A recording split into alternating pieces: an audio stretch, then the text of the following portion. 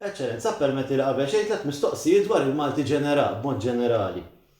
Meta ġejt appuntat Ministru inti fil-portafol tiegħek kien hemm l-edukazzjoni, l-ambjent, ix-xandir u punti oħra. X'memorji għandek li b'xi mod huma relatati mal-Malti?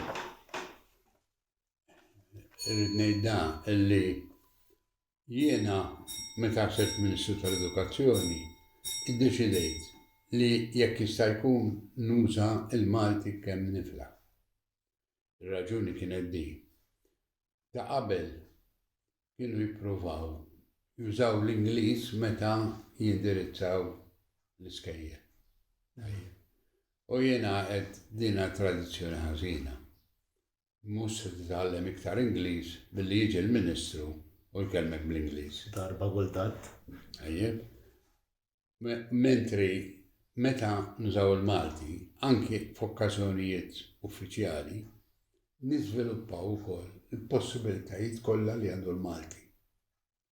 Ġifieri daħħalta f'rasi jekk jista' jkun bħala Ministru nitkellem fid-dipartimenti bil-Malti. Ma jfissirx li ma kienx hemm okkażjoni li użajt l-Ingliż. Naturalment. Imma aktarx li kull imkien kull fejn mort provajt nuża l-Malti.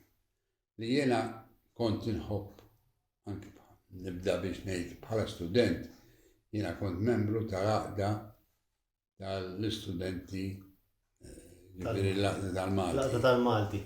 Tal-Malti Università. Ekku. Jiena kont membru fiha, kont anki mitħla tal-Professur Aquilina, kif kont mitħla ħafna ta' Erin Seraċin Inglot, li huwa qrib tagħna, kien joqgħod viċin tagħna, u li għalih il-Malti kienet xi ħaġa ta' kuljum. Jiġifieri kull kelma irid jifliha. Sureri, naħseb Erin Seraċin Inglot kien jgħix fil-lingwi l-iktar fil-Malti, anki lingwi oħrajn. Imma għax huwa kellu kultura wiesa ħafna. Ġifieri l-Ingliż tiegħu kien eċċellenti. It-Taljan tiegħu mhux bħalu. Il-Franċiż kien jippossedeħ tajjeb u traduċa mill-Franċiż numru ta' kodba. Kien jaqleb anka drammi. Edha għalhekk mill-Franċiż għal-Malti. Erin kien bniedem ta' kultura kbira. Kellu biex nibda nitkellem fuq ukoll. U mbagħad għandi xi mistoqsijiet aktar tard, ma. Ma bħala bniedem kien jidħol f'xi ħaġa u jagħmilha kollha għax-xara. Meta daħal fil-mużika kellu kollezzjoni tal-mużika kollha katalogata tal-żminijiet kollha. Kollox bir-reqqa ġifieri. Kollox bir-reqqa bl-attenzjoni. Il-Malti, issa nitkellmu fuqu, imma anki attivitajiet oħra, anki pereżempju meta beda jiġbor il-bolli, kellu kollezzjoni tal-bolli. Il-mod kif kien iżomm il-kollezzjoni tal-bolli, verament preċiża, dettaljata. Jiġifieri saqseħ xi ħaġa jaf kollox bl-inqas dettall. Dettalli jidher ukoll f'ħafna mix-xogħlijiet tiegħu nafu bihom.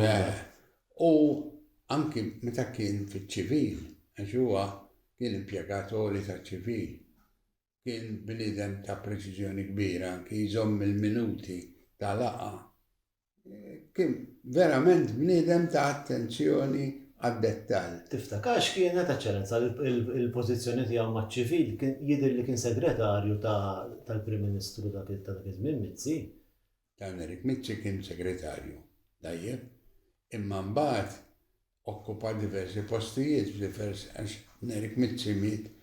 Erik Mizzi ma għamilx ħafna żmien bħala Prim Ministru veru ftit, tajjeb, x'imbagħad miet bħala Prim Ministru. U allura Erin li kien fiċ-ċivil baqa' fiċ-ċivil okkupa postijiet kultant anke pereżempju direttur tal-ħabs. Iva, rajta din.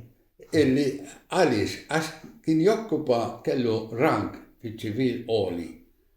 U allura kien ipoġġuh fej għandhom nuqqas ta' dak ir-rank.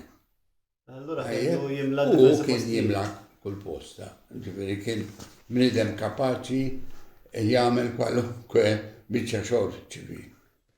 Grazzi. Issa, fl-ewwel snin ta' dan is-seklu l-Akkademja tal-Malti għamlet xi xhur wieqfa minħabba ċerti ċirkostanzi li nqalgħu dik il-ħabta.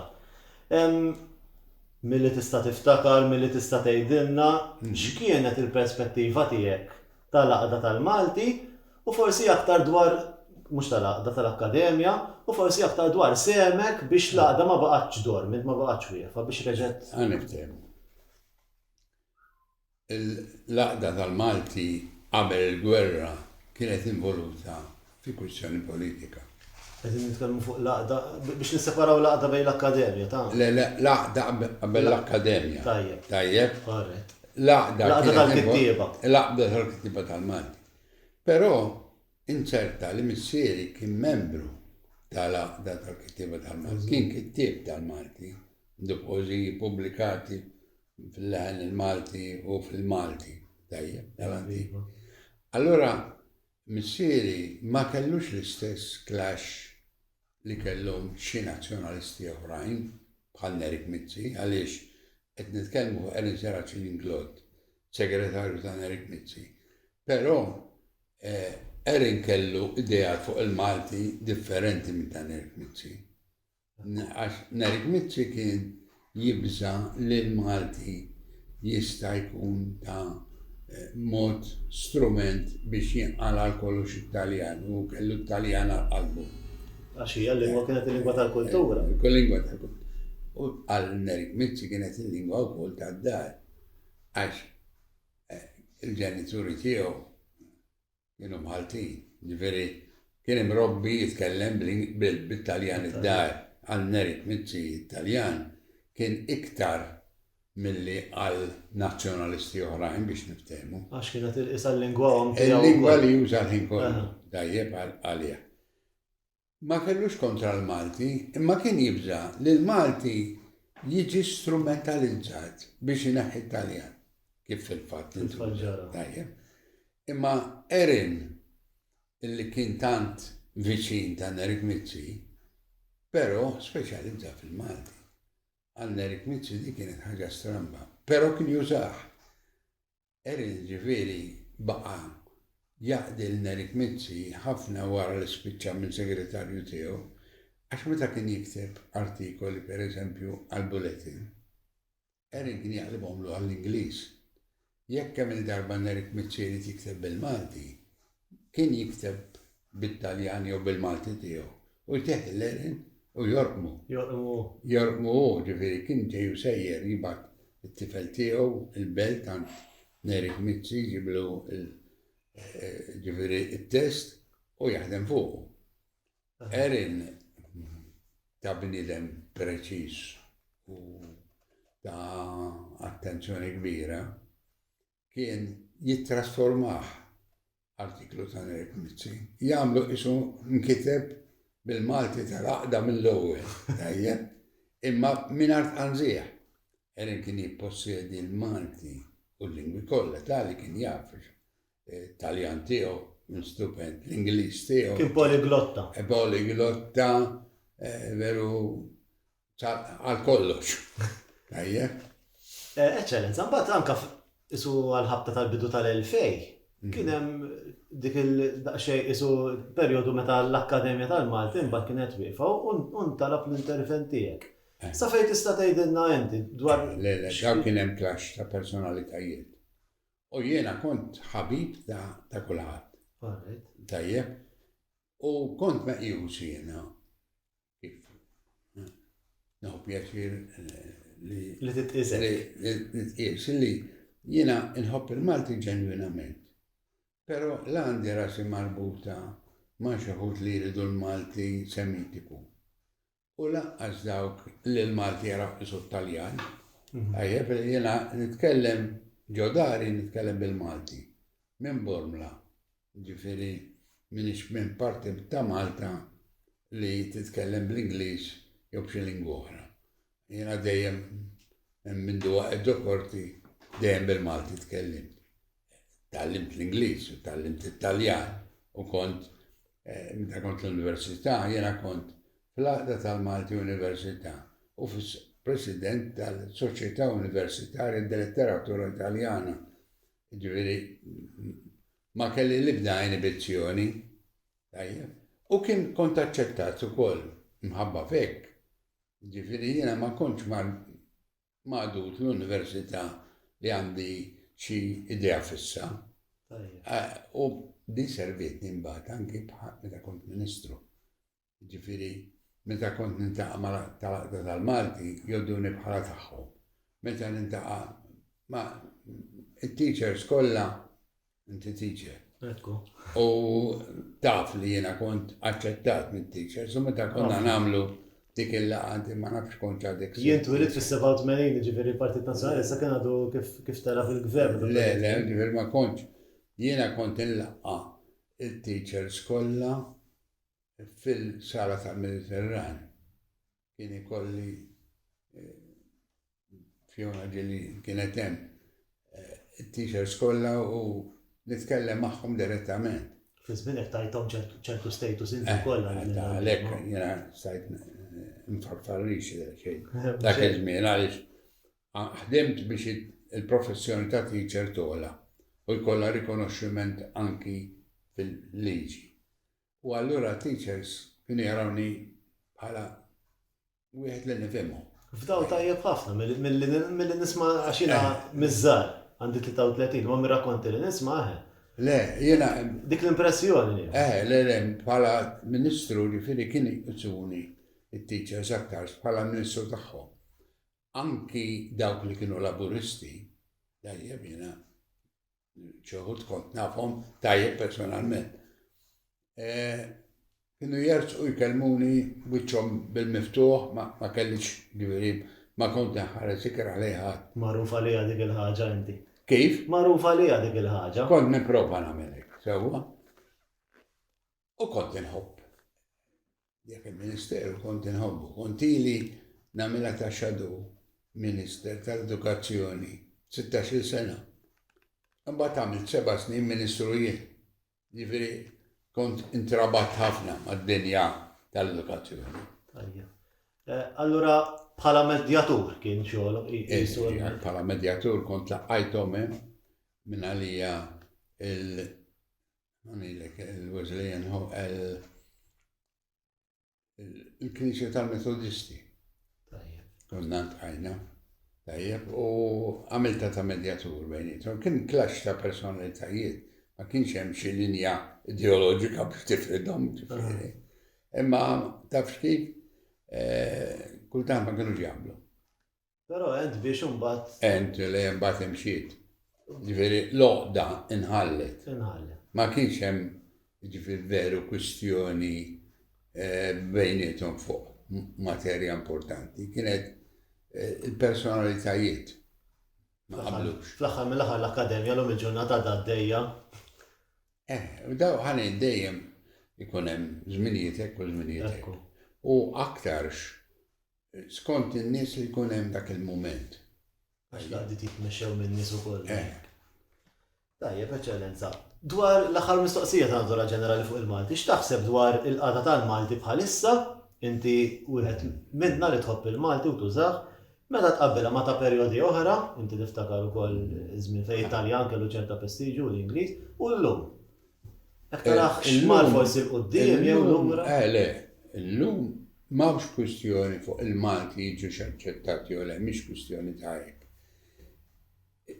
Li hawn bħalissa jippreokkupani li l-Malti li qed jintuża fil-mezzi tax-xandir u fil-gazzetti mhux mogħti importanza biżżejjed u attenzjoni biżżejjed. Ħafna mill-gazzetti kif tiġi jitfgħuha. Tajjeb u ġifieri ħafna drabi jittraduċu letteralment mill-Ingliż u jittraduċu ħażin u kważi tibda tgħid qegħdin il-Malti qegħdin jibbastardizzaw. Ħafna drabi. Ġifieri li jippreokkupani huwa dan illi il-Malti fil-gazzetti speċjalment imma anki kultant anki f'pubblikazzjoni uffiċjali mhux qed jingħata importanza biżżejjed għar-reqqa. Nixtieq il-lerin jiġi lura. Tajba, dak il-kumment tal-aħħar issa daħħal ta' fejn għas-suġġett propju ta' din l-intervista Lerin. L-ewwel li Lerin inti sir taf bih jew sir tafu personalment, ġifieri meta sir tafu inti kien diġà għamel isem. Ma niftakarx meta sirt nafu għaliex billi joqgħod dejna. Qabel gwerra kont għadni tifel żgħir. Imma Erin kien bniedem li ġbed l-attenzjoni għax kellu ħafna attivitajiet. Ġifieri jiena bħala tifel żgħir niftakru bil-qiegħda barra fis-sajf. Għaxu kien xi 30 sena akbar minnek u hekk. Żgur ikbar minni sewwa ma jien. U kien miżżewweġ meta jiena kont żgħir, qed nitrabba. Tajjeb. Imma qabel il-gwerra kienu joħorġu s-siġijiet barra fis-sajf. Tajjeb. U niftakru li fil sirt nafu innotajtu bħala persuna għaliex kien aktarx jitkellem ftit jgħajjad. U dejjem irid jispjega xi ħaġa. Ġifieri ma kienx wieħed passiv, mhux isu statu mal-ħajt.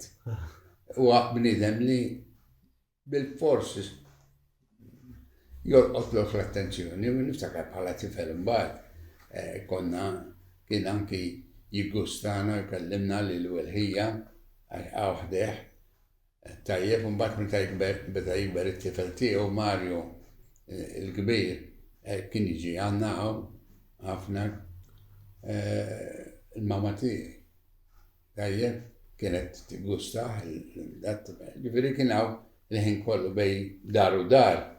Mhix ġirin ta' saħħa u bonġu ġifieri kellkom relazzjoni tajba ħafna. Kellna ħafna u anke pereżempju kien jaf il-kodba li għandna, jien niftakar darba minnhom ġie meta missieri kien mejjed. Ħabtilha l-mama u għalla, Sinjura Mer, naf li għandek dizzjonarju tal-Arbi bit-Taljan. Ma ma kienx studjuża tal-lingwi, għaltlu għaddi sorri nara fejn u qiegħed. Alla għaw qiegħed, impressjonat, ġifieri, mhux biss kien jaf x'għandna, imma jaf fejn hu is-selfu da m'għandu xi 3 snin u reġa' ġibu lura. Għadni niftakru x'kienna ktieb. L-Arabo parlato in Tripolitania. U da għalla jimporta nissellek da wkoll. Għatlu mela le, sorri, basta ġibu lura mħabba tfal meta jikbru. Mxek. Tajba. Dejjem interessat fil-lingwi naturalment. Issa, u kien mill-Isla, nħu bast nsemmi għax tkellimna diġà jiena minn hemm, imma ġie qobbor meta żewweġ. Imma kien patriot. Kif kien jaħseb dwar l-Isla? U kien ħobb l-Isla, ħanillek, u kien jgħid li kien hemm ċerti partijiet tal-Isla li fihom in-nies kienu jqogħdu attenti għal kif jiddeportaw rieħu. U da veru. Ekku. Tajjeb. Jiġifieri kellu idea li l-Isla mhux taħlita bħal Bormla. Però mbagħad ġie joqgħod Bormla baqa' ħajtu kollha joqgħotaw, jiġifieri.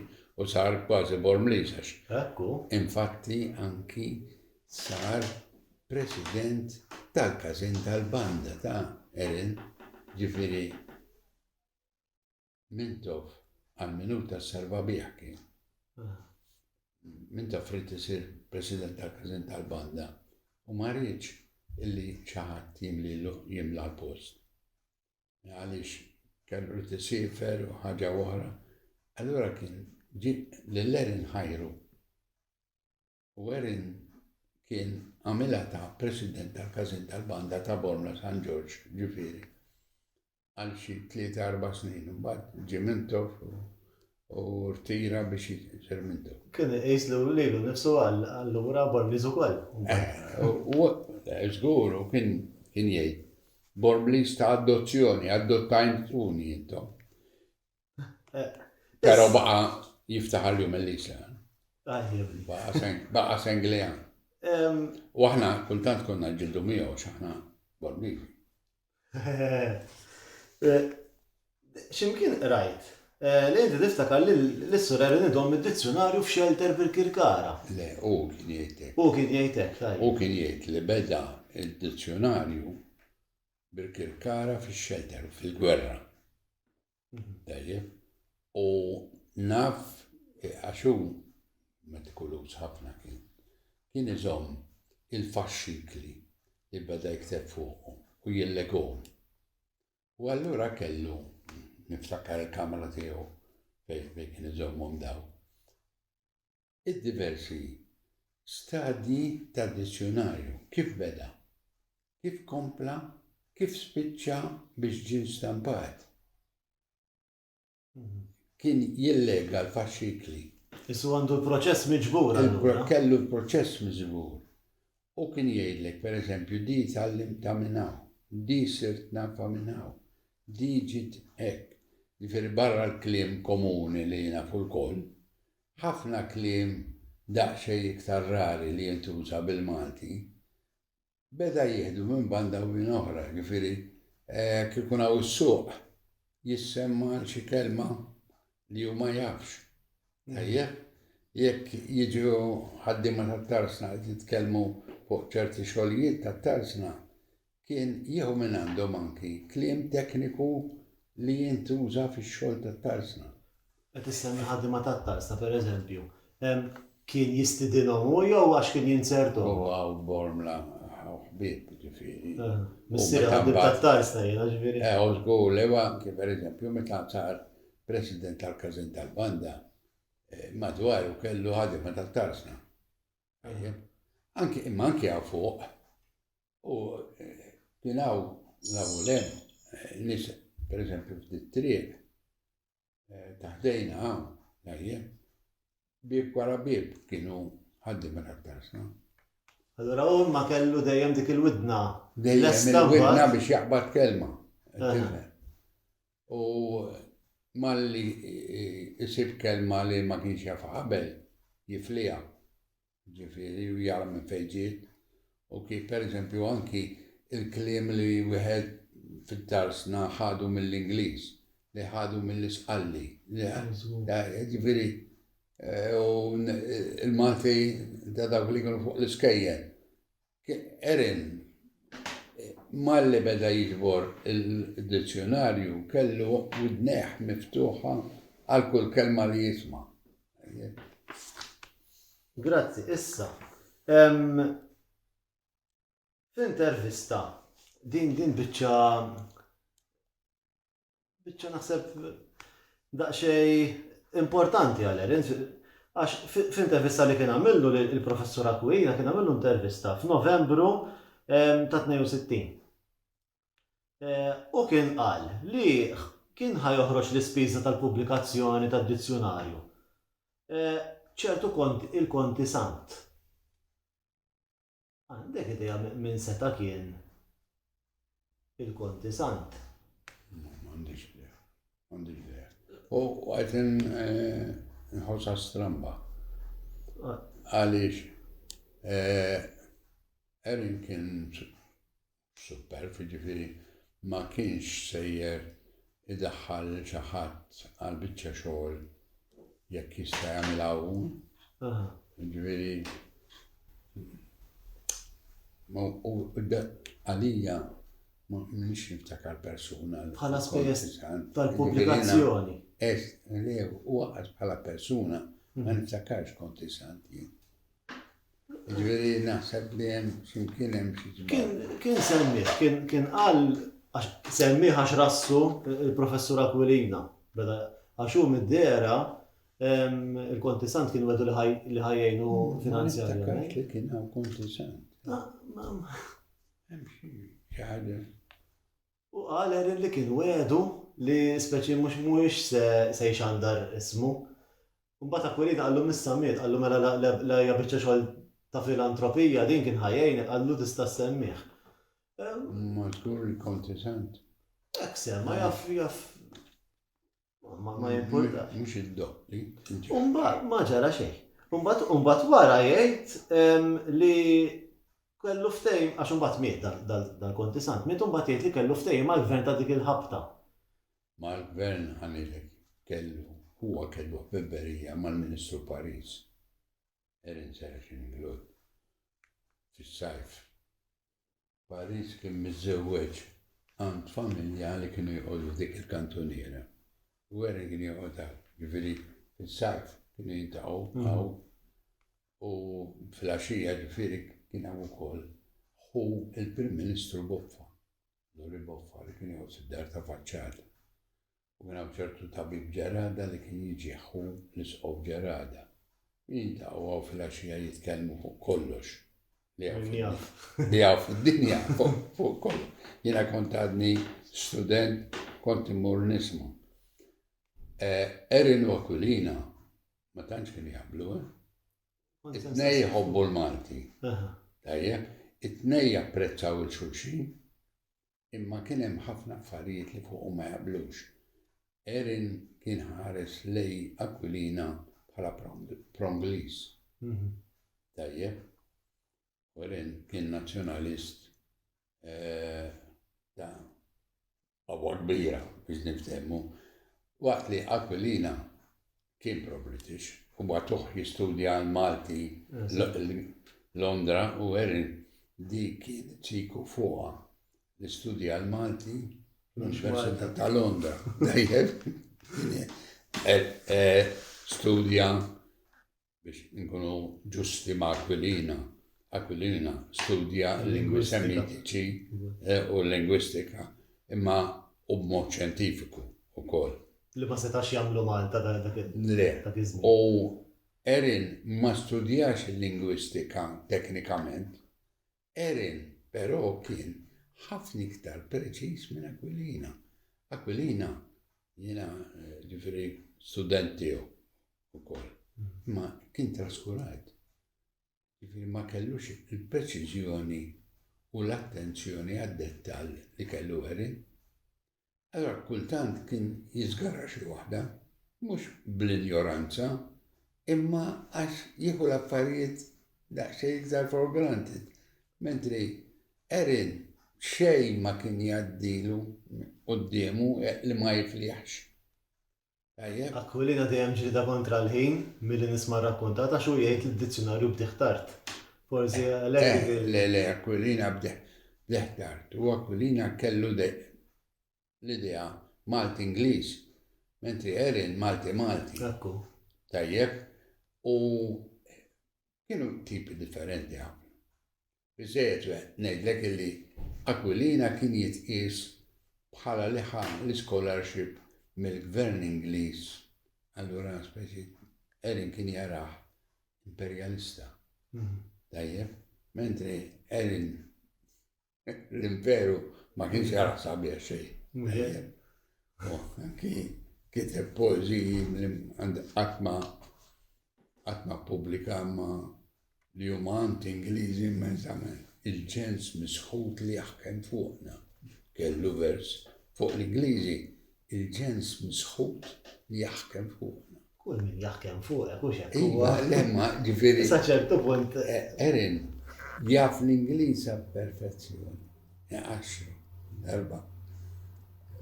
Kien fuq xarabank, u xaħat għallu, you're pressing on me. Għabel għallu, you're reclining on me. Korreġek xorta. Ġifiri kien fit fil-klim, għed titallem minn għandu ta' għednejt jena is-snin li konna morru għandu jena u hija u kien ċertu tabib Freddy De Manuele.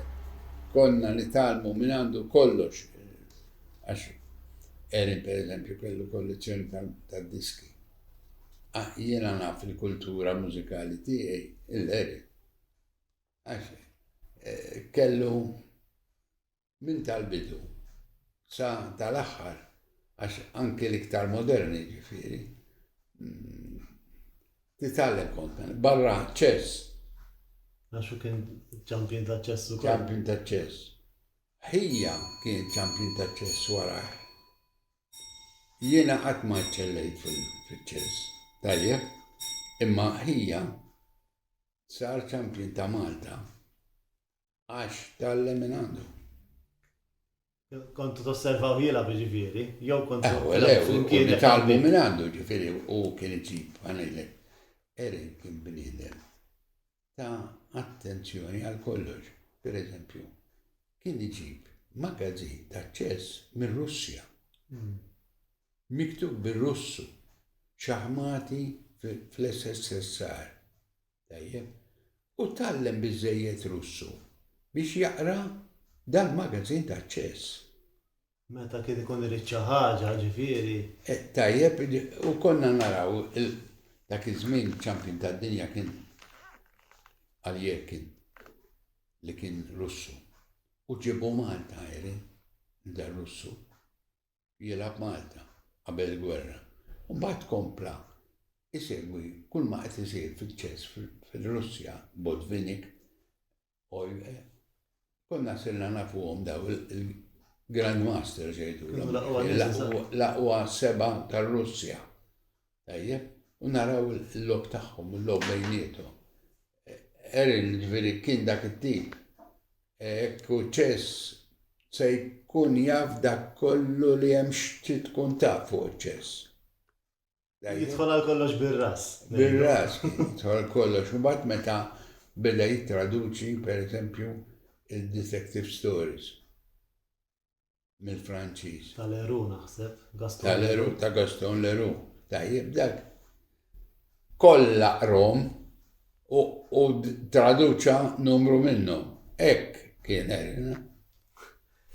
Allora dak għax kien hemm rubija ma' membri tal-gvern, u qal f'din l-intervista ma' Kwilina fit-62 li issu kien hemm xi ftehim qed jara xaqta daw li d-dizzjonarju jiġi pubblikat. M'għandekx amment forsi għalfejn ma materializzax lil ħaġa. Għalkemm għaliex. Kien hemm il-Ministru Paris li kif għedlek kien ħabib nintaqgħu hawnhekk, jiġifieri, u dak kien entużjażmat.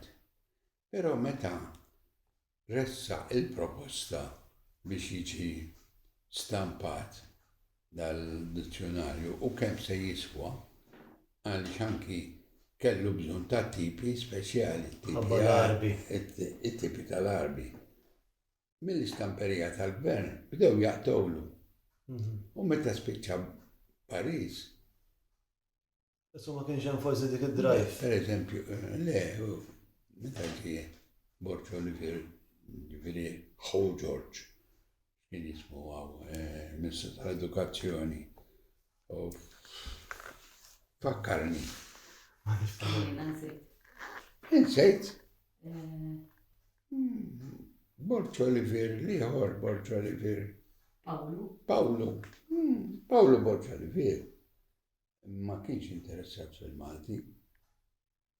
Huwa li Paris mhux għax interessat l-iktar fil-Malti, imma tant kien ħabib Erin u tant kien japprezza l-Erin għall-kapaċitajiet tiegħu għax Erin mhux biss il-Malti, kellu l-mużika tajjeb u kien jafu sew ukoll. U jafu personalment u jaf anke l-kapaċità tiegħu għax meta tkun tafu l-Erin kien enċiklopediku. Jaf fuq kollox biex niftehmu. Imma mbagħad Paolo Borġ Olivier kien jaraħ stramp l-Erin. Ma kienx apprezzah. U qatt ma vera ruħu il-ħolma ta' Erin illi l-dizzjonarju tiegħu jiġi pubblikat mill-istamperija tal-gvern bad ħolma. Għara mbagħad allura. Mbagħad il-Klabb Kodba Malti. Ekkont se ngħidlek minn jaf feraħ. U żgur mbagħad ġie Mizzi tal-Klabb Kodba Malti u Erin mhux feraħ u apprezzah u kien dejjem hawn jiġi Paolo Mizzi kien salvaħ l-Erin mid-dwejja li qabdu li Paolo Borġ Olivier sa Erin kellu kull difett illi kultant, per eżempju, u kien ħabib kbir ta' Erik Mizzi. Imma il-Borġ Olivier mhux ma kienx japprezzah, imma kien jaraħ skala inqas. U kien jurih b'xi mod. U ma kienx japprezza il-tajjeb ta' George Bush Olivier li kien differenti għal kollox minn Erik Mizzi. Tajjeb. Imma u kien atteċċa intrabat ma' Erik Mizzi. Allora meta kien hemm Prim Ministru George Bush Olivier uħuħ kien Ministru tal-Edukazzjoni, kienu jaħduh mod li hu kien jħwalja. Ġieli għalli jara daqxej minn Erik Mizzi għalna differenza. U jena l-għonnet Bush Olivier kien medi b'affarijiet oħra. L-indipendenza u anki il-kwistjonijiet ekonomiċi tal-pajjiż. Kienet Malta tirkupra. U kellu kien jagħmilha ta' mhux ta' biss ta' Prim Ministru, ta' Ministru ta' ħafna affarijiet. Bush Olivier, jiġifieri mhux ma kellux il-kultura li kellu Erin u li kellu Erik Mizzi, imma dak iż-żmien il-kwistjonijiet tal-lingwa kien japprezza l-Malti u dejjem qal il-Malti għandu ikun il-lingwa uffiċjali tagħna u m'għandux ikun maħruġ barra mħabba l-Ingliż u da kollu. Però bħalma kien Erik Mizzi ma' Erin ma kienx Bush Olivier. Għax kien ħbiberija. U kien jużaħ. Erik Mizzi frasu kellu, jekk għandi bżonn nikteb ħaġa tajba bil-Malti, Erin. Jekk għandi bżonn nara li l-Ingliż ikun mirqum, Erin. Tajjeb, u anki jiena ġifieri nafu għaw biex kien jibatlu xi ħaġa biex jikorriġiha. Mbagħad Erin jibat it-tifel tiegħu. Il-belt tajjeb għand Erik Mizzi jieħodha personalment, ma jibatix ma' ħadd ieħor. Għax ma kienx irid li n-nies tkun taf li Erik Mizzi dak il-Malti li qed jikteb. Huwa ta' Erin. Issa, kien hemm żmien, di kollox mill-istess intervista ta' 62. Fejn hu jgħid id-dizzjonarju kien lest, tant li kien hemm tentattivi biex jiġi publikat, però mbagħad beda jiġi publikat biftaf aktar tard imbagħad mill-Klabb Kodba Maltin.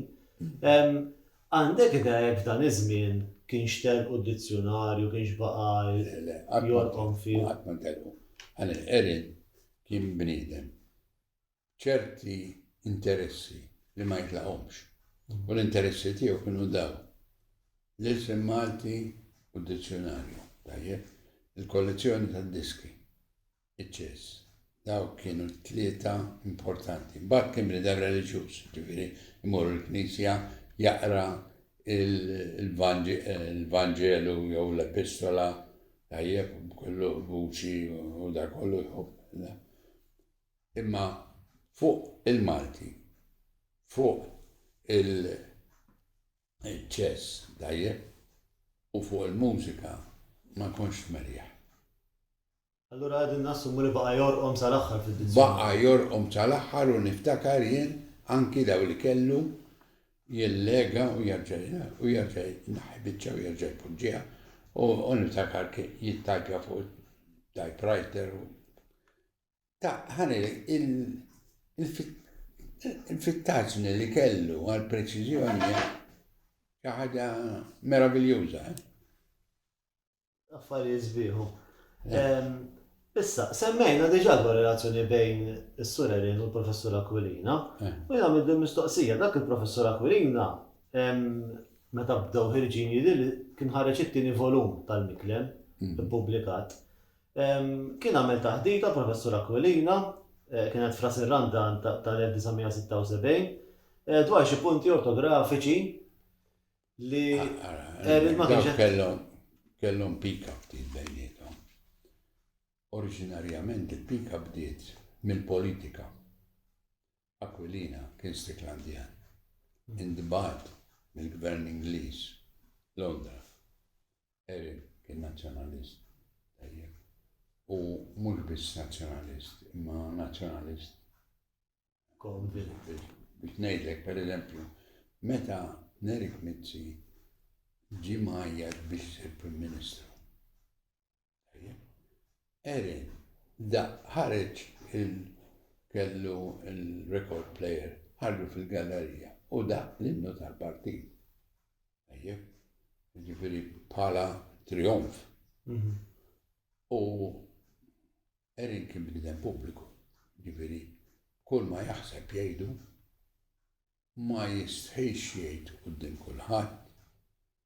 U għal-Aquilina kellu speċi ta' mhux pika, imma kellu nofs disprezz u kien jgħid Aquilina studja, jaf ħafna affarijiet, imma fondamentalment mhux bniedem li taf taħal kollox, raġuni kienet politika. Kien jara l-Aquilina bħala too pro-British. Tajjeb? U allura dik kienet tirrifletti ruħha fuq kollox, anke fuq kelma jekk ma jaqblux, imma irid jiġġielidlu. Tajjeb? Da jrid jiġġieled l-Aquilina l-iktar. Aquilina kultant kien jirrispondi. Fil-fatt kellu bottaw risposta taħdita ta' Aquilina bat wieġeb Erin. U kieku għednejlek kull-jum, kieku tintaqa' miegħu kull-jum, kien jgħidlek xi difett ta' Aquilina. Tajjeb? U tintaqa' ma' Aquilina kien jgħidlek, per eżempju, dak Erin għandu d-difetti tan-nies self-taught. Le, ġifieri, jiena kont mitħra ta' tnejn. Iktar ħabib Erin biex niftehmu. Tajjeb, imma Aquilina kont meta għamilt il-BA jien, għażilt il-Malti għal-BA.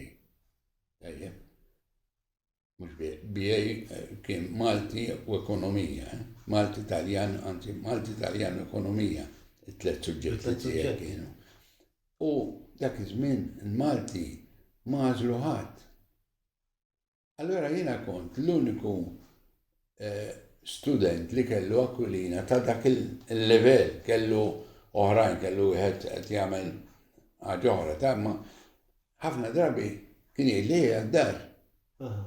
U mmur għandu ndiskutu il-Malti u mhux darba u tnejn, jaqbad kwestjoni biex jgħid li Erin qabada ħażin.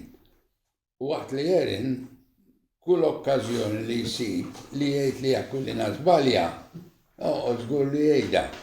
Kien hemm ċerta pika. Kien hemm ċerta pika. Żewġ persuni però ġenwini. Irid ngħidlek Aquilina ma kienx se jagħmel azzjoni ħażina għall-Erin, u Erin mhux se jagħmel. Imma ippikati anki għax ħarsu lejn il-partit. Erin baqa' ħajtu kollha jara l-Aquilina bħala dak li ħalli scholarship u mar Londra. Erin kien semma li kemm il-darba prova juri l-femit tiegħu fuq l-ortografija, fuq l-aġġornar tal-ortografija u ħadd mill-istudjużi li kellhom ċertu pis ma kien jattendi.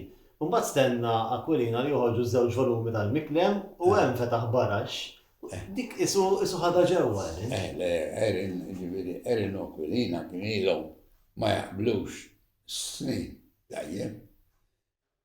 Terġa' għaliex Aquilina u oħrajn dak iż-żmien kienu għamlu l-Malti speċi ta' battalja kontra n-nazzjonalisti.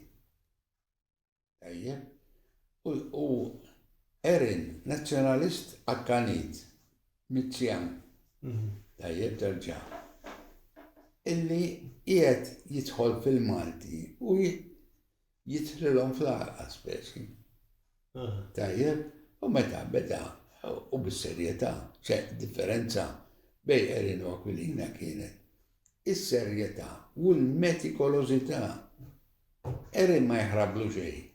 Menti Aquilina kien anki bħala bniedem u għandu sa l-ħfirlu ta' u imma jekk iġiblek kikrate, uqgħod żgur li iwaqqatteh. Għax kien inferfix. Inferfix u goff. Tajjeb, mentri Erin ħafna drabi kien jgħid bit-te u t-toast. Erin ma kienx wieħed wikkil. U ġifiri nafu imma jekk tara it-te u t-toast li kien ikollu u kif jikolhom. U ma taqax farka daqsejk fuq il-mejda, tajjeb, kien ikollu ċarvetta żgħira hekk, jekk kemm il-darba il-xoftu mal-kikra ħalli tinbred, inneħħieha. Kien Wis, ma le, kif kien mal-dizzjonarju, kien ma' person. kif kollox. Tajjeb, ma konċi ġifiri taralu dwajja fuq u ta' għat ma naf li rajtlu teba fuq il-qalċit jew fuq il-qmis. Mela mhux bħalex illum kont naf li ġejjaw ma ħadx kafe, għax jiena nwaqqa ħafna. Vera, daw u ġej Le fil-qalzitċa. ma ħalli li dak tkun minne. Dak tkun minne, le da erin kien. Fit, kollox. Sejrin il-belt jibda jikkummenta fuq ekku, fuq ekku, fuq ekku. Huwa għatnilek kull fej daħal anki, per esempio, relazzjoni tiegħu ma' Mintoff. Kellu biberija ma' Mintoff. Mintoff kien japprezzah. Erin ma jaqbilx miegħu. Tajjeb. Ma kien japprezzaħ. Imma Mintoff kien japprezzah. Kien jgħid Mintoff li li dak raġel serju. Allora apprezza il-kwalità minn toffieħ. Iva, Mintoff apprezza l-fatt li kien serju, veru, serju ta' U meta Erin jara dak l-apprezzament, u mbagħad iħossu komdu ma dak li Iva, jkun. mbagħad Erin politikament kien jikkundanna u kultant imma kien jgħid imma Mintoff jaf x'inhu jagħmel. Ma naqbilx miegħu, żbaljat, imma naf fejn hu sejjer u ma jitħax fik. Kien hemm rispett reċiproku allura bejniethom. Iva. L-aħħar ftit ta' ċelenza mela. Lejn l-aħħar ta' ħajtu kien qed inqossu d-dawl ta' jneħ. U fil-fatt id-dizzjonarju mbagħad kompla jorqmu l-aħħar ftit kompli ħibnu Mario. Tiftakar xi ħaġa dwar għandek xi kummenti dwar Mario prova. Mario però ma kellux l-istess. tħejjija. La, għattajt inti ma kienx mħejju għalija ta' xogħol. Però bejn li dejjem ma' missieru u allura tgħallem minn għand missieru. Bejn li mbagħad meta kiber Mario beda jixtieq li dal l-erf kollu li kellu Erin ma jintilifx. Però irnelek ħaġa għalkemm beda għajneħ jibda għalihom qatt ma ġieli ma jarax. Ġifieri Qatt ma ġi ma jarax għal kollox ġifieri. le qatt ma ġieli ma jarax baqa' però biex ma jistrapazzahomx di l-kelma li kien juża. Tajjeb, jekk jista' jkun jgħidlek jara mbagħad daħħal kellu kull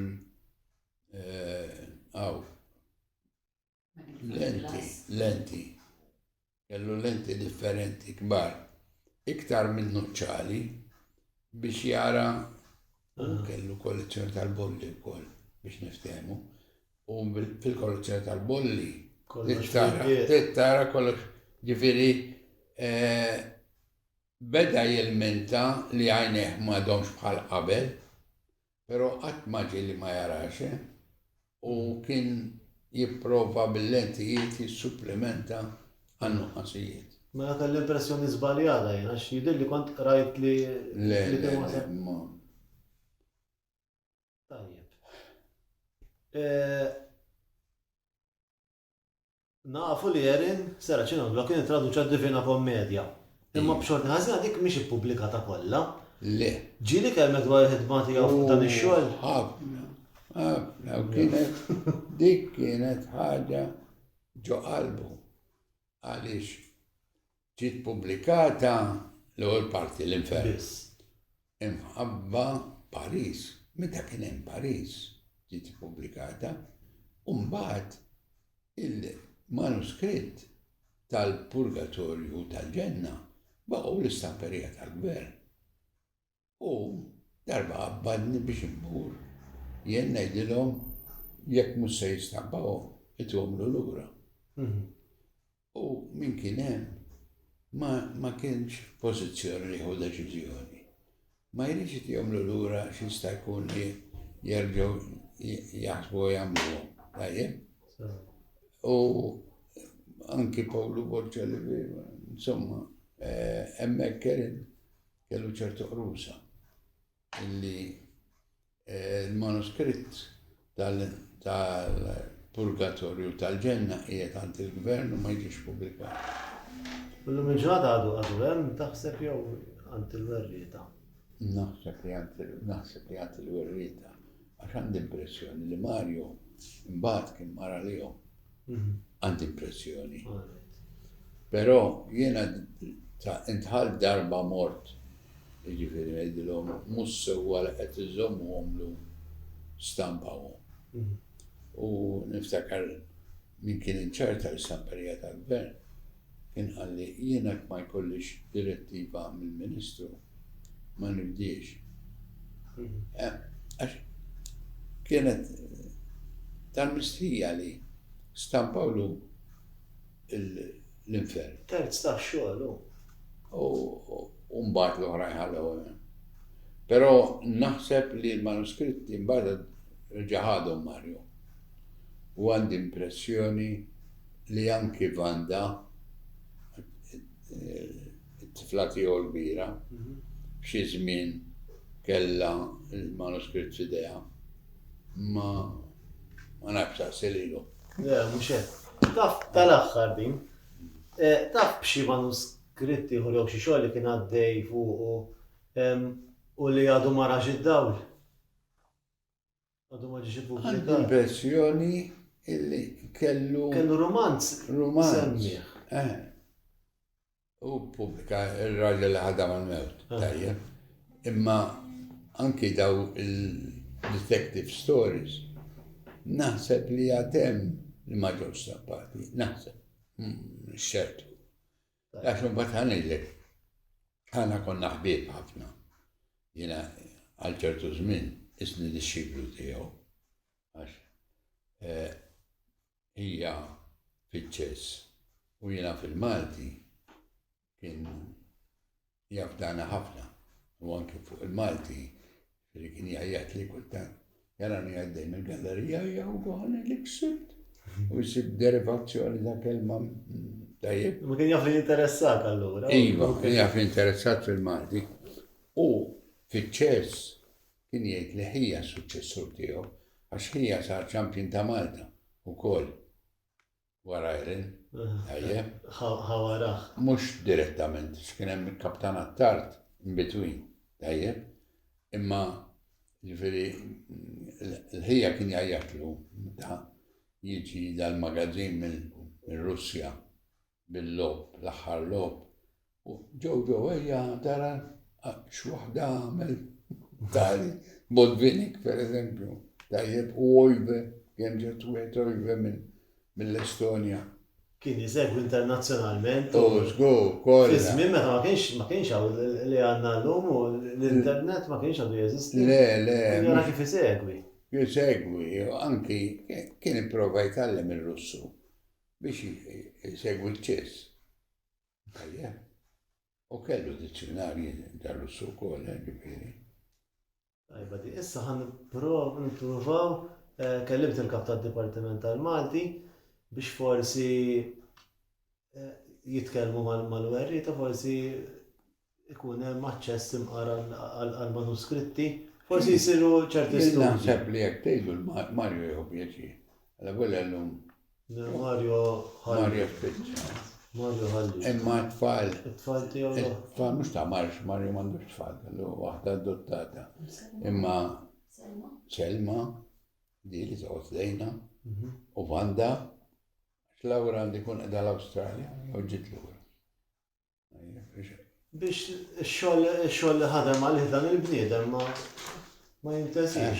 Imma da Erin, il-mara tiegħu kienet toħodha miegħu illi kien tant assorbit illi kultant ma kienx jgħallem l-uliedu biżżejjed. Tifhem, kienet nildani. kienet maħna kienet tilminta. Għan li qed jonfoq wisq flus fid-diski. Tajjeb. Id-delizzju. Delizzju, ma hu ma kienx jittrattaħ bħala delizzju dax. Per eżempju, diski katalogati, kommentati, tajjeb ġifieri per eżempju it-tali opera ta' Beethoven, emmeki ta' Mozart fija. Bid-dettal. Bid-dettal, tumbaħt ħani l-iktar opri avanzati fil-mużika, anki strambi mux tal-widna, kien u kol jikuru. Bada fl-axar ta' ħajtu kien beda imaqdar lil-Mozart, għax faċli wisq. Konna ħarsu li xulxin. Kiena ħija uħrajn. Illi kellu personalità kbira kien, erina. U jidħol f'kollox bruħu ġismu. B'dik l-ideja ħireġ minn hawn eċċellenza. Kif? Kelli diġà l-ideja li kien personalità kbira ma bliet li hawn. Iktar u iktar ħireġ dik l-ideja. Tintaqa' miegħu kien impressjonanti. Anki kif kien jaf il-Dante, ngħidu ħana traduzzjoni ta' Dante tiegħu. Kien ikkummenta xi ħaġa żgħira pereżempju li. U jiddeklamah kien sabiħ. Tisimgħu jaqrah il-Dante. Din l-intervista, hemmhekk biss ma jtleħnu l-erin jiena. Kwota strofa mill Divina Kommedja bil-Taljan u bil-Malti. Jgħid li ħalla r-rima barra biex ikun jista' jkun fira kollox fis-sens. U kien jgħidlek, kien jgħid biex nagħmel ir-rima irrid nibdel wisq minn Dante. Allura dik qatala rasa mill-ewwel biex iżomm il-Dante. U ħanilek smajtu ħafna drabi kummenta biċċiet ta' Dante. Qed ngħidlek, da dedika ruħu għalhekk. Anki ġifieri d-dar tiegħu kienet. Tgħid da mela m'għandux ħajja personali tiegħu. Lakin jinteressali kien. Daħruġ. Il-ħajja tiegħu kienet Dante traduzzjoni, mużika, smieħ u l-katalogazzjoni. Il-Malti dizzjonarju dejjem sejjer fuq. Dejjem jirrima jorqom. U ċess. Kif? U ċess. U ċess. Ma mbagħad fl-aħħar għall-aħħar ta' ħajtu ċess beda jitfgħu lura ta'. Iktar li konċentra mbagħad fuq il-Malti u Dante.